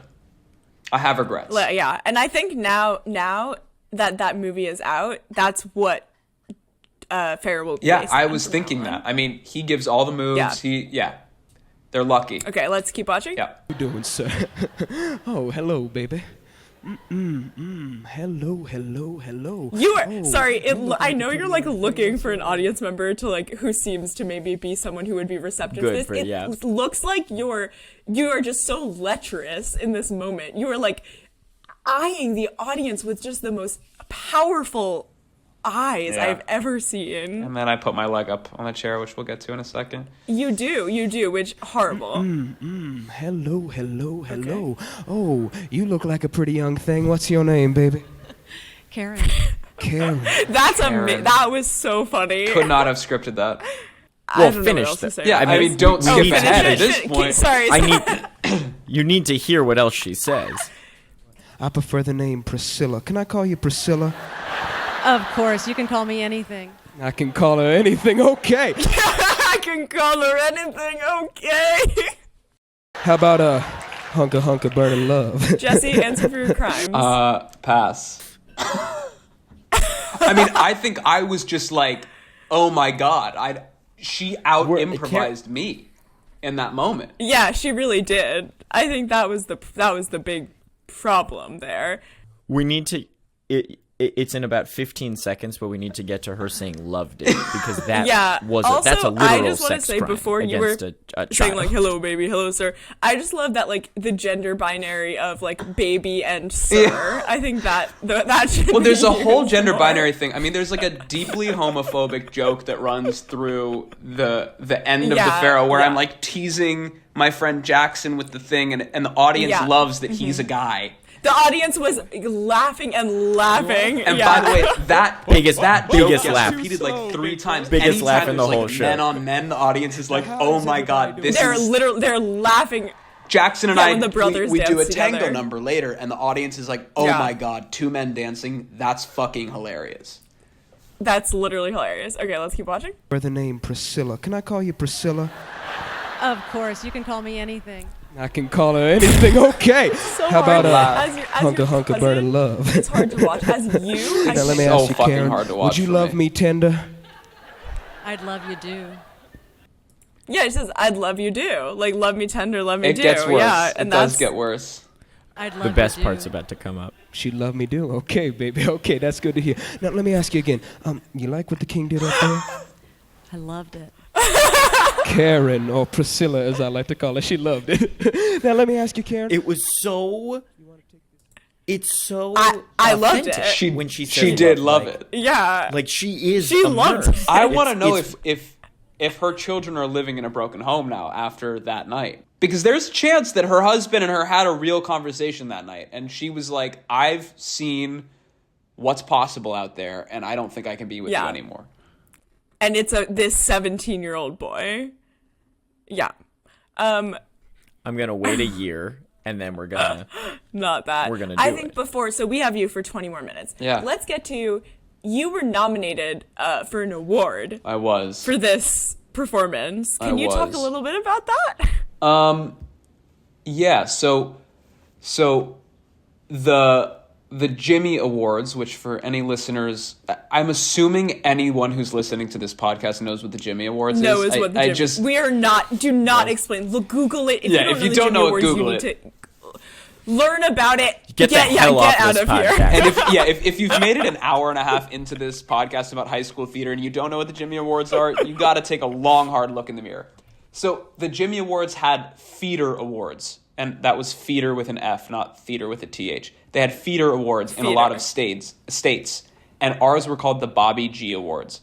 And our production was nominated in all categories, including Outstanding Musical, but the only acting category that received a nomination was me as Yours truly. the Pharaoh. And I remember my Jimmy Miller, my high school theater teacher, pulling me aside the morning the Bobby G nominations came out and being like, see, I told you so, which was really cool. And then, as even a bigger service to me, when we performed at the Bobby G's, instead of doing like a Close Every Door, Go, Go, Go, Joseph, which, by the way, is the worst number in our production. Go, Go. It's horrible. impossible to listen to. You also the mixing was horrible. The Sopranos were out of this world bad, but also like it barely existed. Like I think you cut a little bit. It was terrible.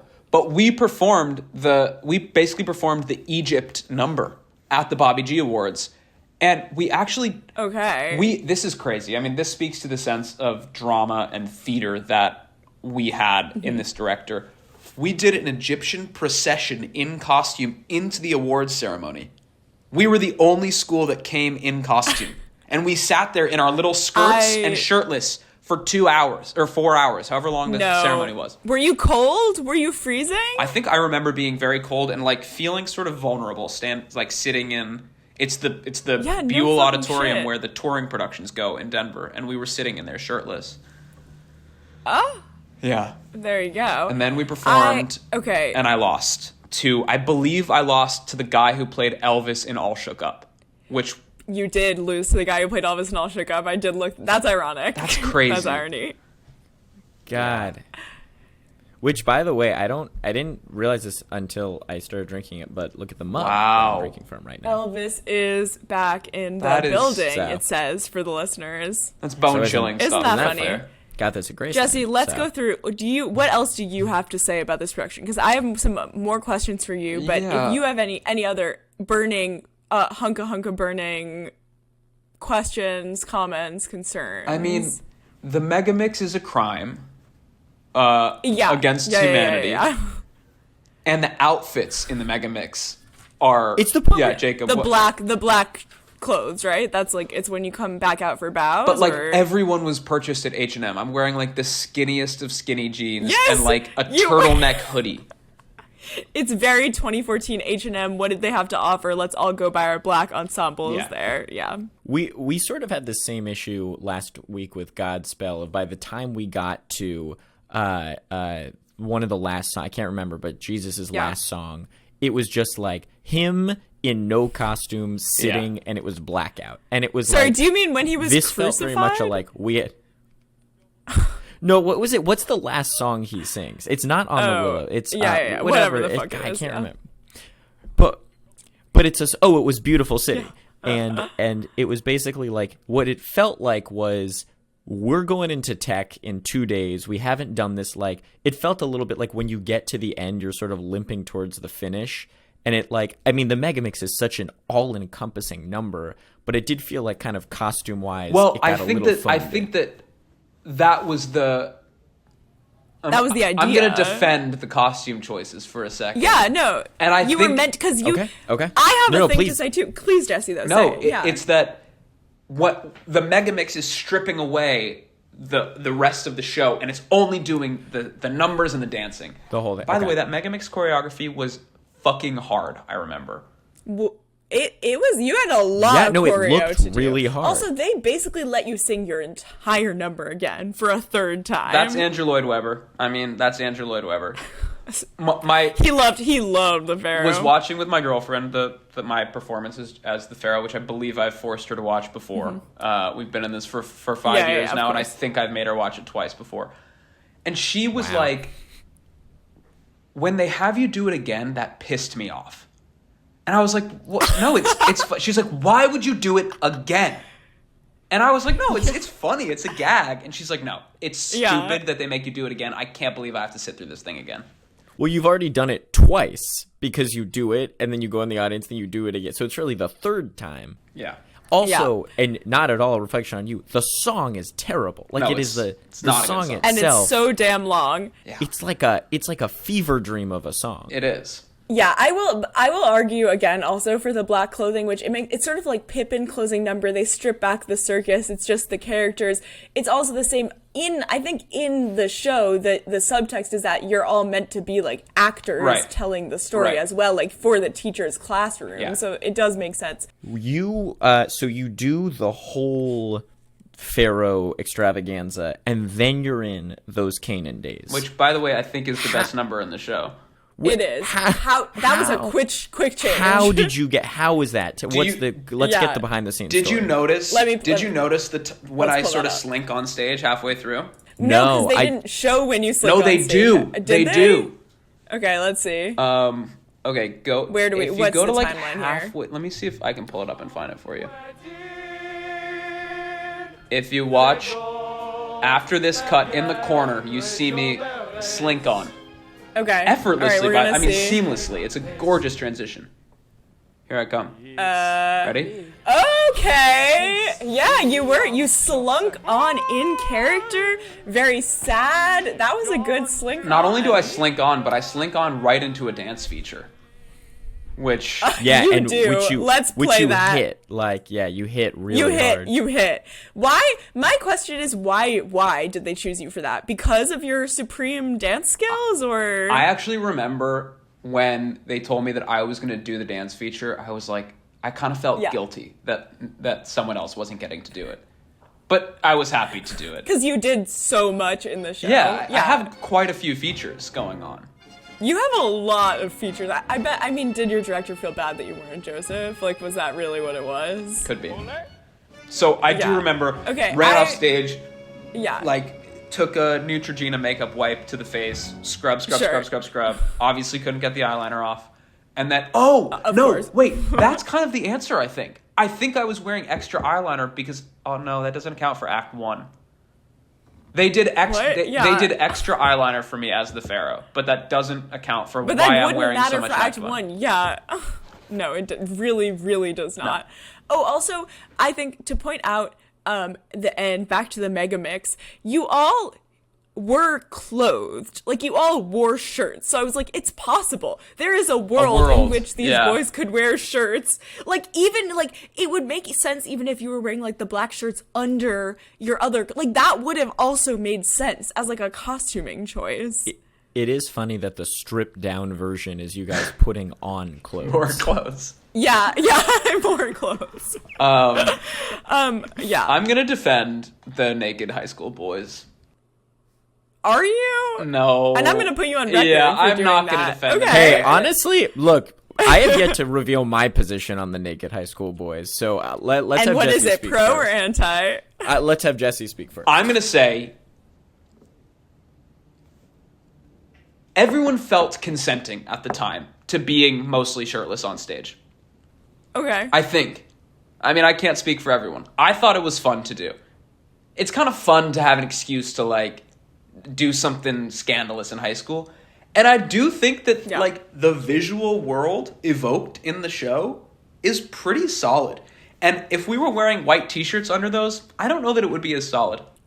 It is Egypt. It's Egypt. Okay. And like you're saying, and It's the Egypt. backdrop is snowy Denver. So you really, you know.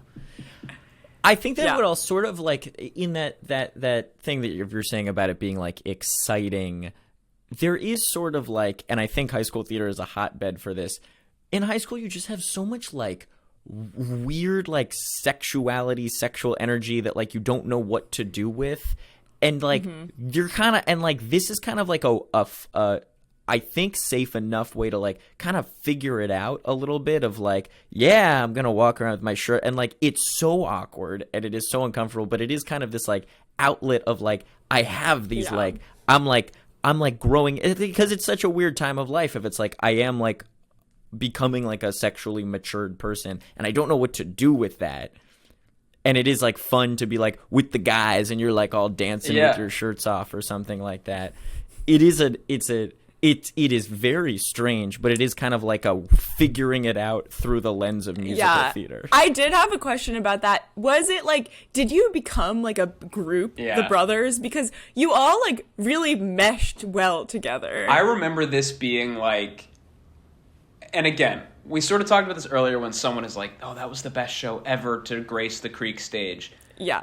There's sort of like, you never know what's actually true or what's sort of just rose-colored glasses, but I kind of think that this was a special show, and there are so many ridiculous things about it, but I had such a great time doing this show, and I think we all made some real memories during this show. Like, it felt like we were in the trenches together doing Joseph, and we got a good result. It's one of those things that I think is so special about high school theater, which I guess you did a BFA, so it's a little different, but like, I did some college theater, but like, everyone I know from high school who then did college theater was saying, like, the difference is high school theater is you have this core of people and you're doing these same show. You're kind of just like a theater company that just does a new show. It's like a repertory theater. Right. Yeah. Whereas in college, it's kind of just a random group of 16 people that you'll do a show with. And maybe there's a little overlap, but it is such a high school specific thing of this rep group of like people who you essentially live with because you're going to school with them all day. Yeah. So I am curious, like, so you're saying there was camaraderie. It was like a strong community. There really was camaraderie. That's beautiful. And I think that's a gorgeous place to end and come to our last segment, which is you either have to say, and this goes for all of us, but we'll do Jesse first. You either have to say and admit who you think slayed the least of every single person on stage, or you can... And you have two options here, Jesse, because I saw on your resume that you have a Cockney accent. So you can either do your Cockney accent, or you can sing 16 bars of the audition song you used most frequently in high school. And by 16 bars, I don't really know how much that is. It like 5 seconds. That's of long. Music. You don't That's have long. to do a lot. Yeah, not that many bars. I think I'll say I'll do the Cockney because I don't think anyone wants to hear me sing on this podcast, but I do think people will think that my Cockney's not bad. So, I'm going to do the Cockney. Okay, I see your whole mouth shape changed when you started doing that. Yeah, that was great. Yeah. Thank you. That was great. Yeah, and honestly, thank you. And Jacob, what's your choice? Wait, was there sorry, the Jesse? person that slayed the least, or I don't have to? No, do well, that? you had to. Okay. You don't you have can to also- do that now that you did. If you want I'm gonna to play. also, I'm gonna You plead the may. fifth. I'm gonna plead the fifth. Although I will Yeah, say Patrick Zimmerman, who played Joseph, if you're listening, I think you did a really good job. I think you did a nice job. I agree. That was a great performance. Okay, Jacob, what are you gonna choose? I don't. God, it's all okay. Wait, so it's either it's bars or accent or Bars Who Slayed the or- Least. No, well, you can't. You don't have a. Do you have an accent on your resume? I don't If you have an accent on your resume. I think I do, but it's like U.S. Southern. Like it's not. Like, I'm not selling myself as an accent. No. Okay. I think I'm gonna have to go with Who Slayed the Least. And let's hear. I don't want to go with the obvious one because I think we all know Yeah. the obvious one. Yeah. There was a specific boy in the children's chorus who was wearing a red who was wearing a red t-shirt. I have a couple times. We don't Okay. need to pull it up. Who seems so like I wouldn't even say it seems like he doesn't want to be there, though that does seem clear. He seems like poisoned, like deathly ill. There's one. Maybe actually I would bring up the timestamp. Yeah. What's the I clip? have it somewhere. Oh, here. I'm seeing kids sit. Is it that little kid here? No, so it's actually he's on the other side, and maybe it wasn't red shirt. Okay, Jake, do you want to give yours while I look for it?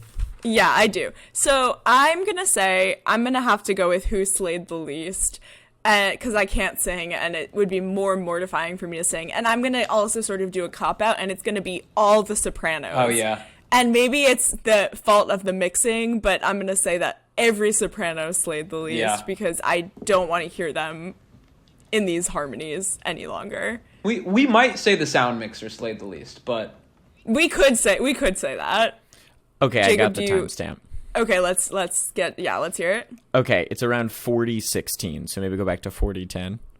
Okay. I think this is my note was scared boy, so I think that's what it is. Okay, where is he? Oh my god! Okay, is it him? Yeah, it's him. It's not red shirt, it's purple shirt. I think that's blue. But oh yeah. Oh my god. Okay. I hope he's okay.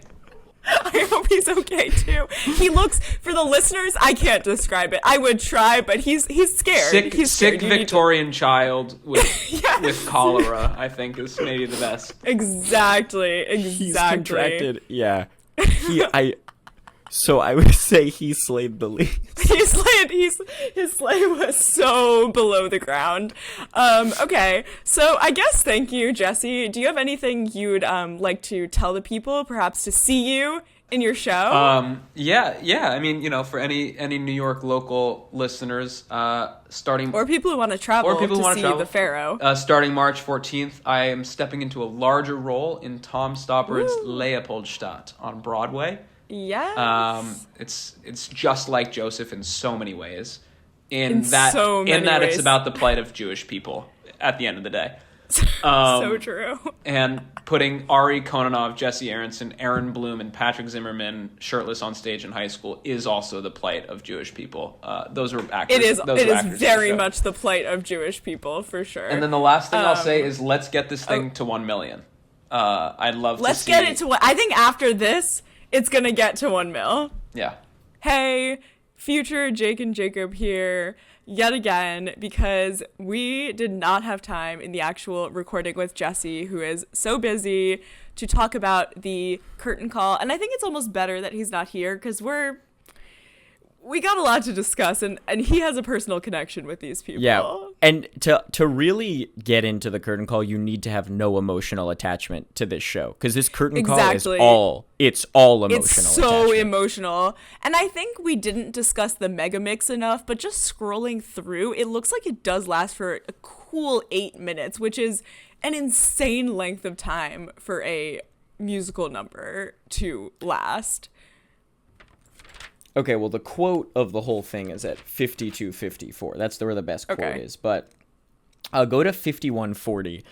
So this also, we're going to play it. The cast is already about, including the children's chorus, like 100 people or so. Yeah. And then we have the supporting crew come out. And I'm not talking about students. It is not students. I wish it was students. I wish it was that small child from last week. Okay, let's watch. Yes! So they're really zooming in on that adult right there. So there's two adults and then, in... Yeah. Yeah. No, so there's two adults, and then my cousin runs out with a thing of flowers looking like he's so lost. They're being like, it looks like these are the patrons of this entire theater. Yes. And they're being showered with gifts and flowers, and they're dressed like the most corporate, like, theater board people you could imagine. Except the director, who's dressed like Harold Hill. The director did just come from a production of Music Man. God, also, there's a story to be told in this frame of hug between director and Joseph, Jesse looking alongside, given just the entire production history that we've got. Given the fact that we know that he wanted desperately to be Joseph, it's giving, like, if there was one more night of this production, he would, like, stab the kid who played Joseph in the back. This picture tells 1,000 words. Yeah, and again, the Harold Hill director who comes on cheering, like, my son, my child, you've done it. Let's see. Oh, so, and he got a kiss on the cheek from Jesse's high school girlfriend. Oh, that's Jesse's high school girlfriend. Yeah. Okay. Oh, there is a little girl. Oh, who handed him the flowers? Yeah. Yeah, there's just okay, so far we're 2 for 2. There's always a little girl. Infant girl running onto the stage at the end. We'll see how this... Barely weaned off of breast milk. Taking her first steps onto the... Jesse has to instruct the director, because of course he had a handheld mic the whole damn time as Elvis Pharaoh, so he's telling him how to turn the mic on. There is a lot of struggle over turning on the mic. With Professor Harold Hill on hand, there's a big Cherry dig Creek's coming out. gonna have a boys band. There's a what? There's a big dig at the science department that he's about to Yeah. Not every teacher gets to come to work and get this applause and have this experience. Certainly not every science teacher does. I know that, right? This has been such an incredible experience for me, coming back home to Cherry Creek and working with your amazing students. You have all welcomed me so much, welcomed me home so much. You've given me so much encouragement and so much love. This past week has been just incredible for me, just the best of my entire life. So, thank you. That's insane. We got, yeah, I mean, this shows, because, you know, last week, director's speech went at the beginning. This week proved director's speech has to go at the end. Because you couldn't get that amount of emotion out of someone before the show was gone on.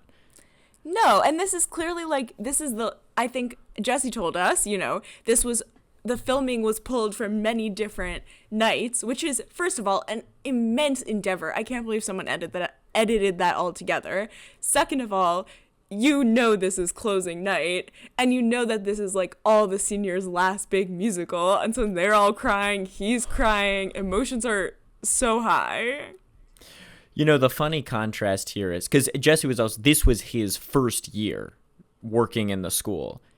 I will contrast that with, I mean, my high school, the director who we had, who is a legend, by the time I had her, she was in like year 40 of doing it. And she's still doing it. So it's like, we were all sobbing, but for her, she was like, all right, let's get the next whatever the fuck, I don't fucking care, yeah.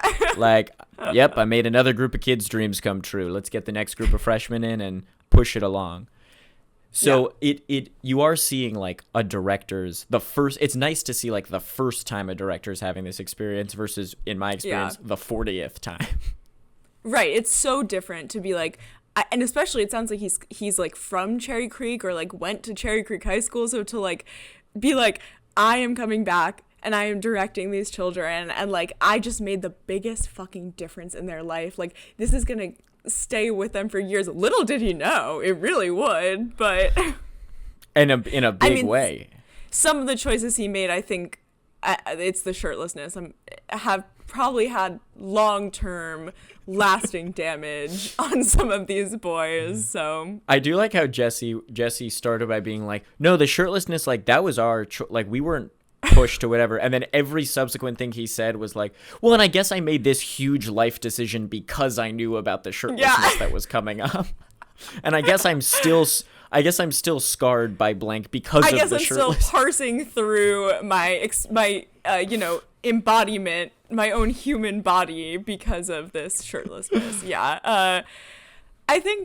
I mean, there was so much to talk about with this production, but I think it was just a treat to have Jesse, and whatever we could say about it, like, honestly, one of the best high school productions of anything I've ever seen in my life. Like I said, like and especially for a non-performing arts high school, like military grade precision in how the show was, like almost such that I was like, are you guys enjoying this? Like there is such a like, we got to keep this show on the road. I was saying the first half's 45 minutes with about 8 minutes of intro, and the second half's about 55 minutes with like 10 minutes of bows and 8 minutes of intro and 8 minutes of slave trade. Like, this is like it's not good.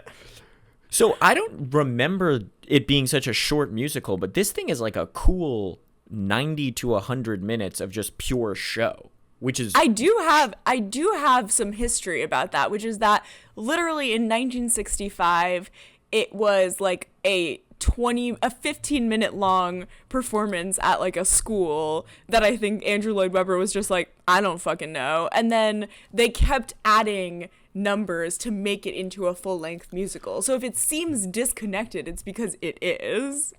Well, and there is a point probably 2/3 of the way through where the narrator's like, well, we could end the show here. Like, we could end the show here. Like, things kind of are going well. But they just, nope, we got like 8 more songs. Yeah. But in regards to the military grade precision, I think the context of knowing that this was edited together from multiple nights, like, the editor probably trimmed some of the fat here, like, of, like, set changes or moments that may have lagged a little bit. So that's like good context to know. Like, this is not raw footage. But I feel like high school theater is like, it's like that John Cage piece that's all silence, like 433, where it's just the guy sits at the piano and there's like that is what high school theater is. It's the silence during the set changes that takes like the vamping, hacking cough. Yeah. Like, that is also part of the show, so I want to see that. Like, I hope You're that so in future, I hope that in future, because again, I said this at the beginning, like, this video was like meant to be watched as a video. Like, it has a lot of editing in it.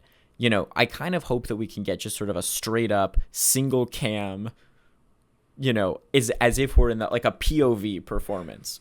I completely agree. I want like the shakiest footage. Like, it'll probably be unpleasant for us to watch, but so much realer for us to discuss. Yeah. I don't want clean. But no. I think those are all my notes on the end. Yeah.